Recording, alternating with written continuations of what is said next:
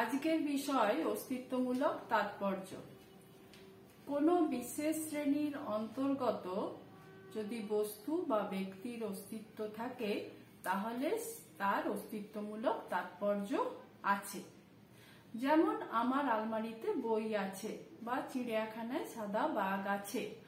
অর্থাৎ কোনো একটি শ্রেণী যে বস্তুকে বা ব্যক্তিকে নির্দেশ করছে, সেই শ্রেণীর অন্তর্গত ব্যক্তি বা বস্তুর যদি অস্তিত্ব থাকে তাহলে সেইটি অস্তিত্বমূলক বচন। আবার আমি যদি বলি যে ভূত নেই বা মৎস্যকন্যা নেই, তাহলে সেই শ্রেণীর অন্তর্গত অর্থাৎ একটি বচন যে শ্রেণীকে নির্দেশ করছে, সেই শ্রেণীর অন্তর্গত যদি কোনো ব্যক্তি বা বস্তুর অস্তিত্ব না থাকে তাহলে সেই শ্রেণীটি হবে শূন্যগর্ভ শ্রেণী বা সদস্যহীন শ্রেণী। তাহলে সেই বচনের অস্তিত্বমূলক তাৎপর্য নেই। একটি অস্তিত্বমূলক বচন সত্য হবে যদি সেই বচনের উদ্দেশ্যপদ যে শ্রেণীকে নির্দেশ করছে সেই শ্রেণীর অন্তর্গত কোনো ব্যক্তি বা বস্তুর অস্তিত্ব থাকে। যদি না থাকে তাহলে অস্তিত্বমূলক বচনটি মিথ্যা হবে। অর্থাৎ তাহলে আমরা দেখব যে নিরপেক্ষ বচন অর্থাৎ চার প্রকার যে নিরপেক্ষ বচন আছে এ, ই, আই, ও, এই বচনগুলির অস্তিত্বমূলক তাৎপর্য আছে কিনা। তাহলে আমরা এগুলো বিশ্লেষণ করলে দেখতে পাই যে সামান্য বচনের অস্তিত্বমূলক তাৎপর্য নেই, অন্যদিকে বিশেষ বচনের অস্তিত্বমূলক তাৎপর্য আছে। অর্থাৎ সামান্য বচন কোনো শ্রেণীর অস্তিত্ব ঘোষণা করছে না, কিন্তু বিশেষ বচন অর্থাৎ একটা যে শ্রেণীকে নির্দেশ করছে সেই শ্রেণীর অস্তিত্ব ঘোষণা করছে। এখন আমরা দেখব যে বিশেষ বচনের অস্তিত্বমূলক তাৎপর্য কেমন ভাবে আছে। যেমন দেখো যে আমি যদি বলি যে কোনো কোনো ফুল হয় লাল, এটা হচ্ছে বিশেষ সদর্থক বচন অর্থাৎ আই বচন। তো এখানে কোনো কোনো ফুল হয় লাল, কোনো কোনো কথাটার মানে হচ্ছে তর্কবিজ্ঞানে কোনো কোনো কথাটার মানে হচ্ছে কমপক্ষে একজন বা অন্ততপক্ষে একজন।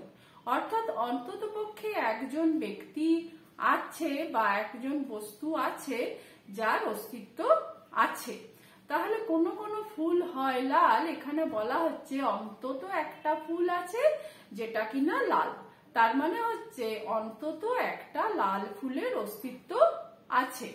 আবার আমি যদি বলি কোনো কোনো সৈনিক নয় সাহসী, তাহলে এটা হচ্ছে বিশেষ নয়ার্থক বচন।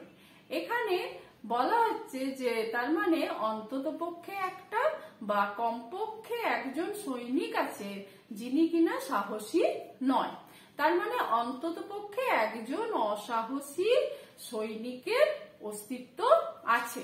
তাহলে দেখা যাচ্ছে যে বিশেষ বচনের অস্তিত্বমূলক তাৎপর্য আছে।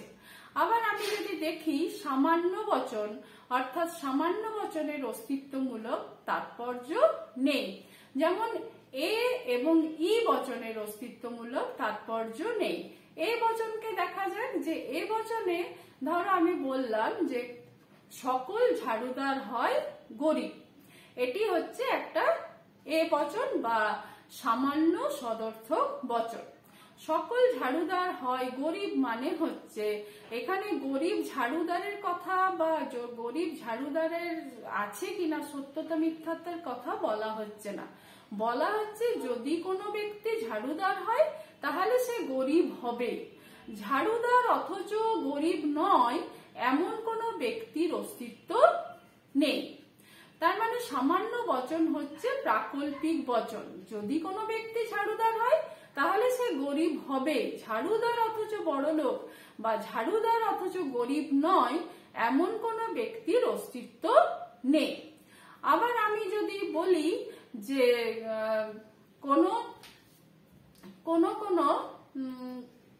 কোনো মানুষ নয় নির্দোষ, এটা হচ্ছে বিশেষ এই সামান্য নয়ার্থক বচন।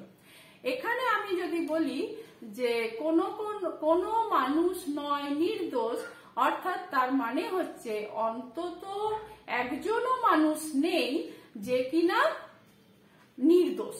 তার মানে নির্দোষ মানুষ শ্রেণীর অন্তর্গত একজন ব্যক্তিরও অস্তিত্ব নেই। তার মানে নির্দোষ মানুষ শ্রেণীটি শূন্যগর্ভ, সেই জন্য এই শ্রেণীর অস্তিত্ব ঘোষণা করছে না। তাহলে আমরা বলতে পারি যে সামান্য বচনের কোনো অস্তিত্বমূলক তাৎপর্য নেই, অন্যদিকে বিশেষ বচনের অস্তিত্বমূলক তাৎপর্য আছে। অর্থাৎ সামান্য বচন যে শ্রেণীকে নির্দেশ করছে সেই শ্রেণীর অন্তর্গত ব্যক্তি বা বস্তুর অস্তিত্ব নেই, আবার বিশেষ বচন যে শ্রেণীকে নির্দেশ করছে সেই শ্রেণীর অন্তর্গত ব্যক্তি বা বস্তুর অস্তিত্ব আছে।